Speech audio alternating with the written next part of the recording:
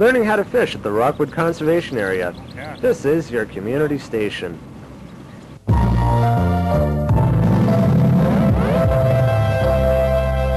are watching McLean Hunter Cable TV, Channel 8, Guelph. The aircraft carries 2 people and can fly for 3.5 hours. Remember tonight when the pilots are performing for you that you should give them a big wave as they go by, so you can wave your hats and your kerchiefs and your hankies. They can see you from the ground. Hey, that looks terrific. Ladies and gentlemen, Mr. John Watt in his steam skyboat.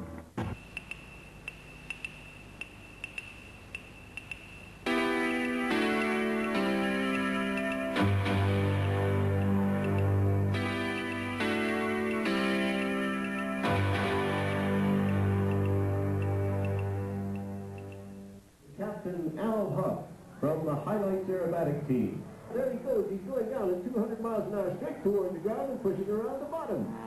He's struck. Well, he's straining against them. Eyeballs out, as the old pilots say. Around the corner and back up into the sky once more, correcting for that wind drift tonight. Pushing over the top, down the line again, and the diving snap roll on the way down as he comes down towards center stage. Al Huff in the Highlights Special. Golly, what we're watching right now, flying above us, is Baron Manfred von Richthofen's famous triplane from the very First World War, SE-5A, the same airplane that was used in the First World War by the famous Canadian fighter ace Billy Bishop. Have we found Snoopy and the Red Baron? Yeah, let's give a big jamboree welcome to Snoopy and the Red Baron. Yay! Because they'll be around to watch the air show, too.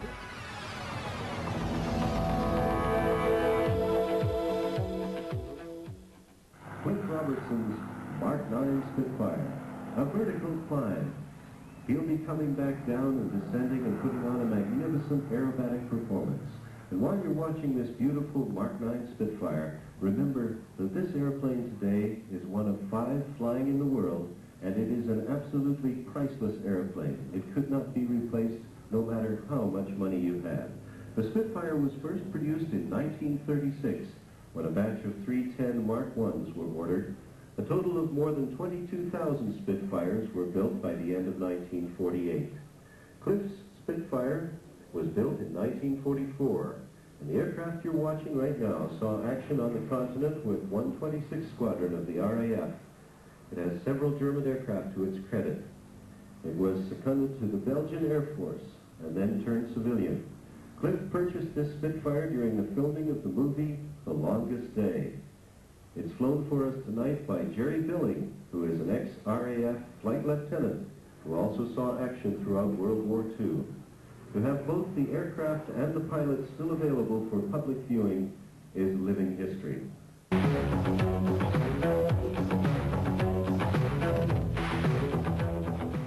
2 great airplanes, the Canadian Tiger Moth and the standard Tiger Moth.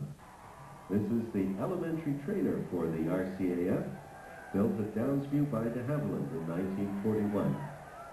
They're powered by a 145 horsepower Gypsy Major engine, burns 6 gallons of gas an hour, and cruises along at a modest 90 miles an hour.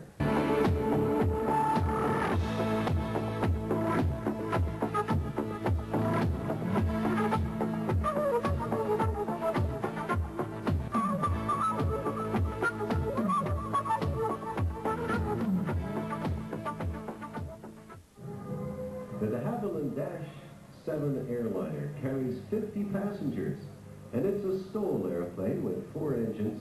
STOL, the initials STOL, standing for Short Takeoff and Landing. Captain Mick Saunders can actually land this aircraft and take it off from inside the length of 2 football fields. Beautiful maple leaf colors in autumn, painted on the great Canadian de Havilland -7.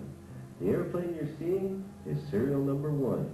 It's valued at $6 million and powered by 4 PT6-50 turbojet engines, putting out 1,100 shaft horsepower each. The airplane takes off at 75 miles an hour. cruises along at 225 miles an hour and can carry 50 passengers for 1,200 miles. This is de Havilland's demonstration aircraft, and it's been everywhere in the world, including Australia and Red China. Welcome Captain Steve Epslin, flying the CH-136 Kiowa helicopter. This is an aircraft from Air Reserve 411 Squadron. Steve Epslin has been flying with 2 Air Reserve Wing from 1969 right to the present. Also, he flies for Air Canada as well when he works during the week.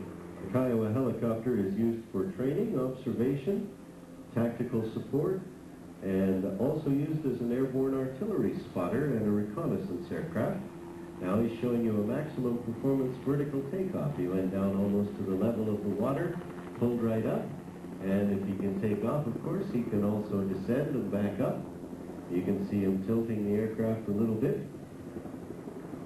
There's a little bit of a descent, and he's coming down, and he can just demonstrate that the aircraft is highly maneuverable. Of course, can fly forwards and backwards, sideways, up and down, just like an elevator.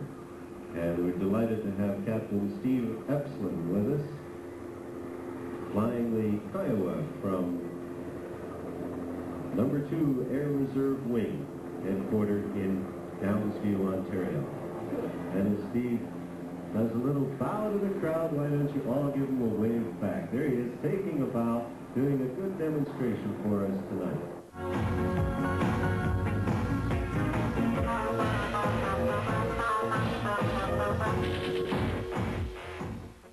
Now, our normal separation altitude is 3,500 feet, and these two gentlemen must be approaching that just about now, so in moments you'll expect to see them break their grips and fly apart. And there they go.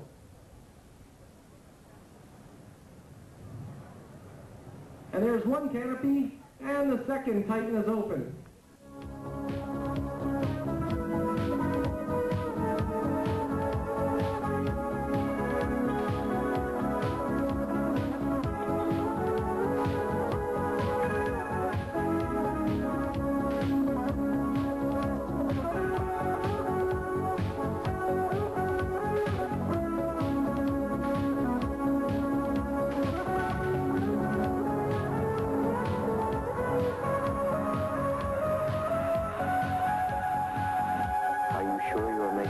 Decision. I think we should stop.